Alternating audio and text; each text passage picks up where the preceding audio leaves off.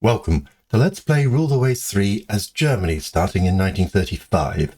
We are halfway through 1936, and I posed a question around what kind of first aviation ship should I develop, given that finances were actually going better than expected. So I did a poll, and it's produced this result. So I asked you if you were excited by a seaplane carrier, which I called the Roland, which would be with the battlecruisers in order to provide all-important reconnaissance.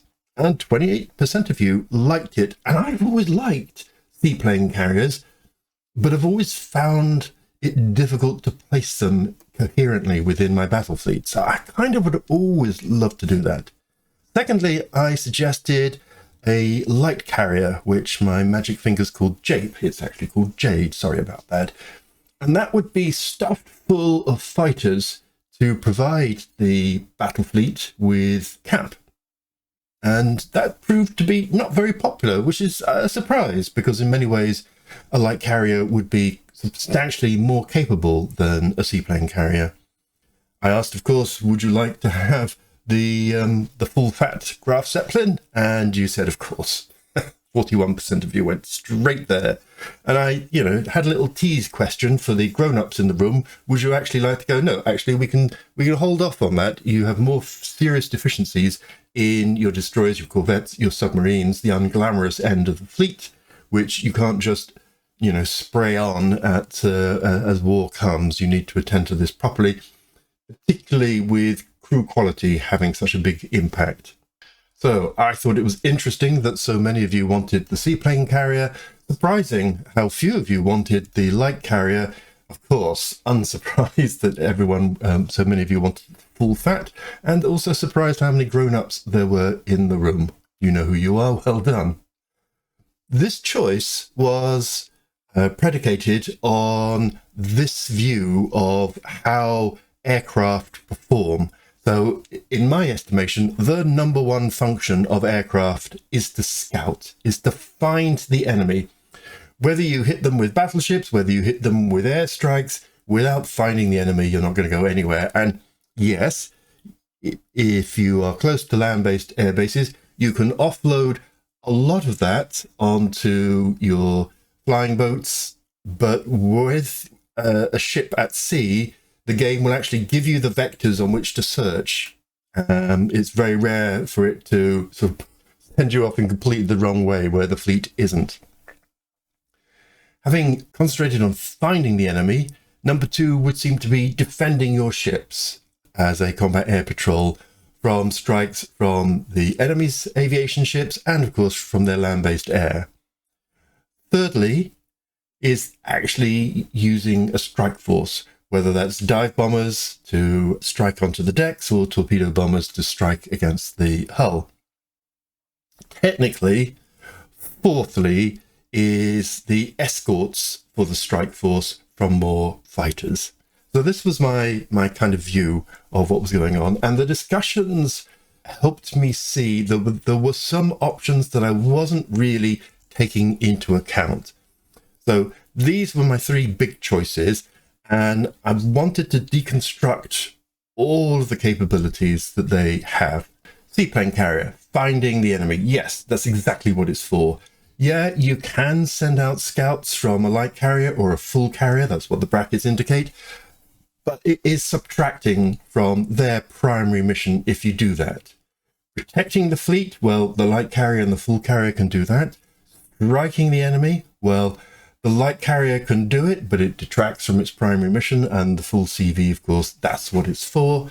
And the same for sending out a fighter escort of your strike group. The ability to actually act like a light cruiser with guns is a special ability of the first carrier that you have to build, because it forces you to have some 6-inch guns as casemates, or indeed 8-inch guns if you build over 25,000 tons. It's not one you'd normally want, but it's there.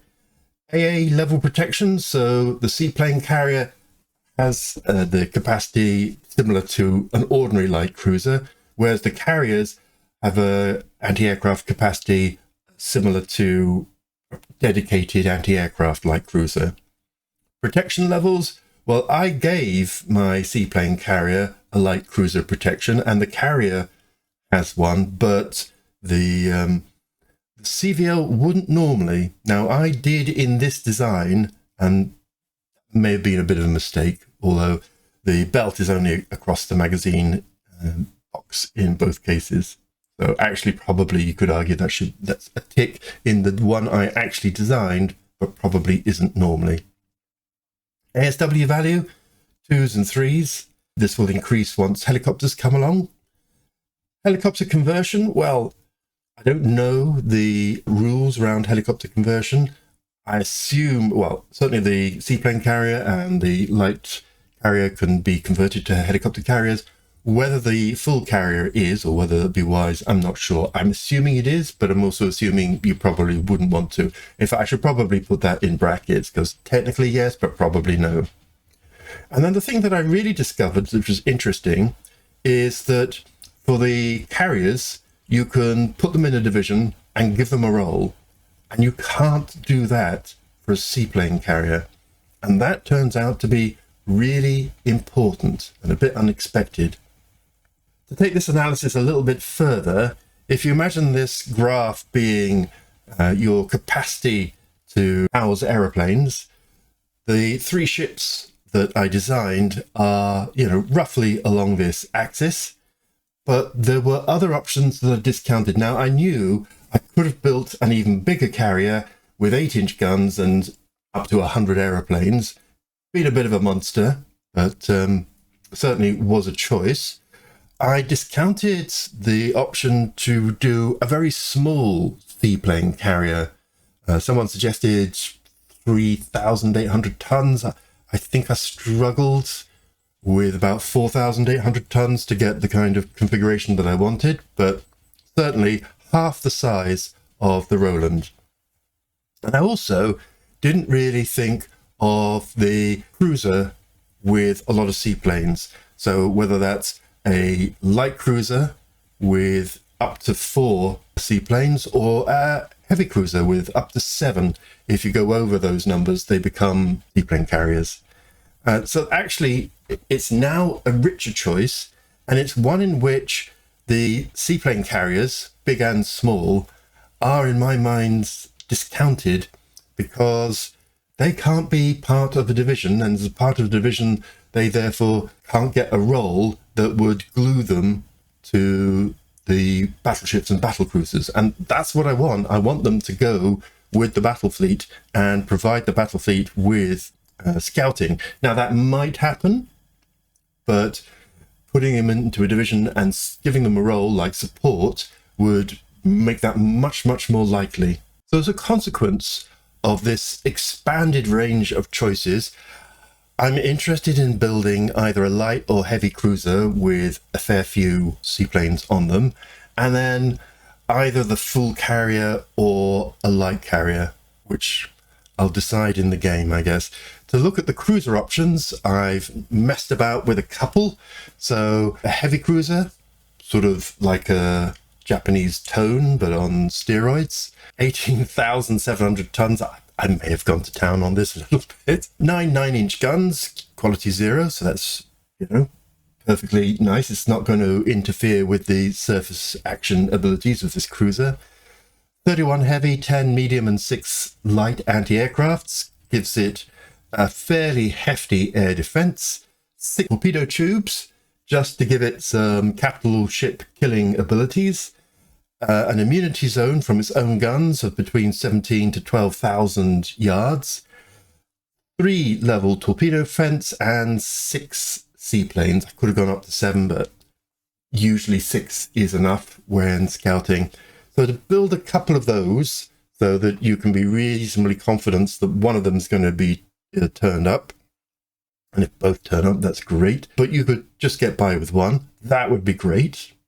Or I could build a couple of Stettins. So yeah, one of these, or if I have plenty of money, 2, ideally, or 2 of these equivalent to one of the runes. 2 Stettins equipped as a anti-aircraft light cruiser, 8 5-inch guns, 22 heavy, 10 medium and 3 light. Again, 6 torpedo tubes, 11 to 7,000 yard immunity zone, but only against 5-inch guns. No torpedo defense, that would just taking it too far up, and 4 seaplanes. So those are kind of the choices for the scouting options that I am playing with. Let's now go into the game. So the first thing I noticed out of the corner of my eye was that our fleet flagship, the Graf Spee, has been given Captain Sussi Kaiser as its captain, and he is incompetent. All of these lovely officers, many of whom we have no idea what they're like, some above average, some below average, and only one incompetent, and that's who they decide? I'm not happy with that. Now, I could pick one of these better ones, for example, Vattenberg, but unfortunately he's only been promoted for 3 years. I think I'll try, but I think you need to be 4 years, so promote, yeah, or 3 years and 2 battles. But yes, so he's not quite senior enough. I don't want poor admin Hep, who's in charge of the 4th Destroyer Division, possibly, and he is a captain. Could promote Thatlwitz. He's been in it for 7 years. Promote. Right, overheads will cost some prestige. It's going to cost me prestige to replace Kaiser and his incompetence. I don't want to have to cost prestige by promoting and then putting him in charge. So it's going to have to be Hep. Let reassign him. Let's just bring that in here and reassign him to the Graf Spee. Okay. You want to transfer him. This might cost some prestige. It always costs prestige. So boom, there we are, down to 19. But at least that's got rid of him and put an above average commanding officer in his place. Unfortunate, but well worth it. Let's see what August brings us. A spy from the USA. Really, America? I want to be your friends. I'm going to handle it quietly. The reason I want America to be a friend is because America, and also because it has very poor relationships with the Soviet Union, and I'd love it if we had a little ally. Now, it's quite high up on the tension scale, so it's probably unlikely. But yeah, that would be my dream ally at the moment. And into September.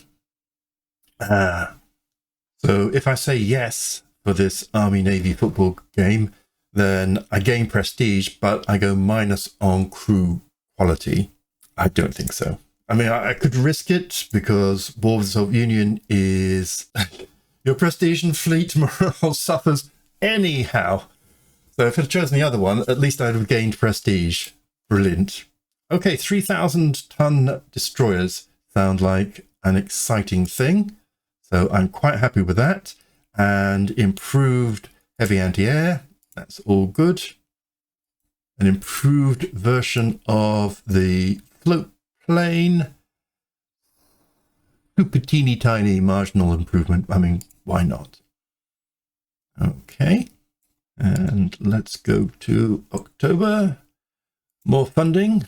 French would like to buy rights to submarine improvements. France. Well, you know, I mean, we could be friendly with the French. Tensions very high between Britain and Italy. So I'm certainly not getting involved in Italy, however much they are a little bit in love with us. Okay, and the rune is ready. Okay, so let's go build one. Boom. So there's our heavy cruiser with the characteristics of a seaplane. Graf Zeppelin will be ready next turn, so that's great. And more funding still. Bring on the funding. Ah, a second rune. Well, okay. I wasn't really planning on a second rune, but okay, fine. Okay, it's an opportunity to push ourselves to the brink of war with the Soviet Union.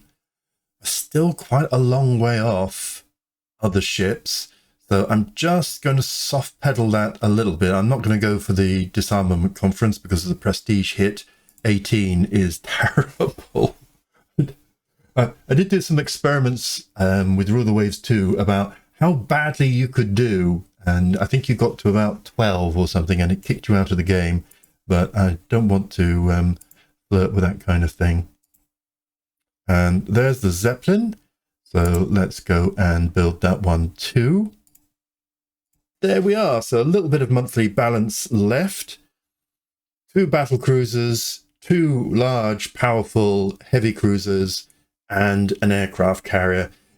I have to admit, it's not quite the mix that I had thought we would be going for at this time, but, you know, it still feels reasonable enough. Let's just go into December and then tally up how we've done over the year. Always nice to have better armor and fleet tactics. I always enjoy. And there we go. So pretty stable, good effort for the year. Okay, let's have a little look how we have done for the year. So obviously a lovely new carrier and heavy cruiser underway, ×2 for the cruiser, new torpedo bomber, hooray. Nothing much more to report around that, replacing an incompetent officer. Otherwise quite a sort of modest, after all the work we did in 35, quite a modest year in 36 in organising stuff. The big changes is around the budget. Oh wow, a 120,000 lift in budget. I mean, that's quite a lot. Funds, so we actually now are sitting with a nice cushion that's increased 37,000. We've increased our construction by 3/4 and 9 whole great big research breakthroughs too. Around the tensions, we still have no allies. Our unrest is still 0. The USSR has gone to high. Japan, the USA, and the UK remain at medium, despite my desire for them not to be. And France has joined the medium group, and then leaving Italy, Spain, and China, all the inconsequential ones, as low tensions. I would love for that to change, but as always in Rule the Waves, you're slightly in the lap of the gods as to who's going to be your friend and who's going to be your enemy. 1937, I expect to be a year of cashing in stuff, and war with the Soviet Union might be on the cards. I would prefer it to be 38 or 39 once I've got my, bare bones of a fleet in place, but sometimes your hand is forced, so don't be surprised with that. Otherwise, I probably need to attend to destroyers and U-boats and corvettes and all of that stuff now that I've got the long lead items under development. So, hope you enjoyed that. Thanks for watching. I'll see you next time.